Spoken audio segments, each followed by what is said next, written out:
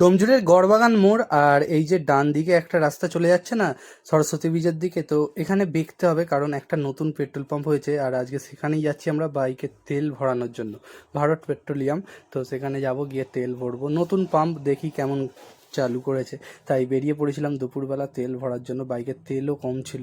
আর এই যে দাদারাও আগে যাচ্ছে, দাদারাও বাইকে তেল ভরাবে, সেই জন্য বললাম যে চলো তাহলে একসাথে গিয়ে ভরে আসি। আর এই যে বাঁ দিকে পেট্রোল পাম্পটা পড়বে, অনেকের সুবিধা হয়েছে এখানে পেট্রোল পাম্পটা হয়েছে, কারণ বেগরিতে একটা পেট্রোল পাম্প আছে, সেখানে প্রচণ্ড ভিড় হয়, লাইন হয়। আর এই যে পেট্রোল পাম্পে এখন আমাদের তেল ভরা চলছে, সব নতুন নতুন ছেলে কাজে লেগেছে। আর এখনও পেট্রোল পাম্পটা ঠিকঠাকভাবে চালু হয়নি, নতুন পেট্রোল পাম্প সবে চালু হয়েছে, আর ওপরে এখন ছাউনিটাও হয়নি। তাই তারপর তেল ভরে আমরা যাচ্ছিলাম ডোমজুড়ের দিকে, আর ডোমজুড়ে ছিল প্রচণ্ড ভিড়। তারপর শর্টকাট নিয়ে তেঁতুলতলার ভেতর দিয়ে এখন আমরা যাচ্ছি একটু এটিএমে যাব, ইকো ব্যাংকের এটিএমে, সেখানে গিয়ে টাকা তোলার আছে। এই যে ইকো ব্যাংকের এটিএম, এখানে এসে টাকা তুললাম। আর টাকা তুলে একটু শর্টকাট নিয়ে আবার আমরা ফিরছি, কারণ ওদিকে প্রচণ্ড জ্যাম লেগে গেছে।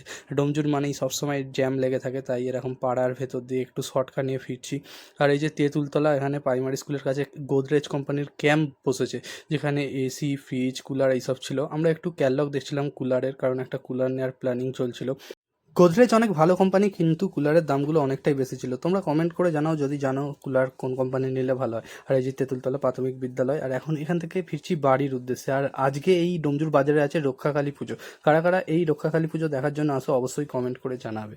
আর যারা এই পর্যন্ত ভিডিওটা দেখলে তারা অবশ্যই ভিডিওটাকে লাইক করে দেবে। আর ডোমজুর থেকে যদি ভিডিওটা দেখো তাহলে অবশ্যই ফলো করবে। আর ভিডিওটা সবার মধ্যে শেয়ার করে পৌঁছে দেবে, যাতে আমার ভিডিও তারা দেখতে পায়। চলো টাটা।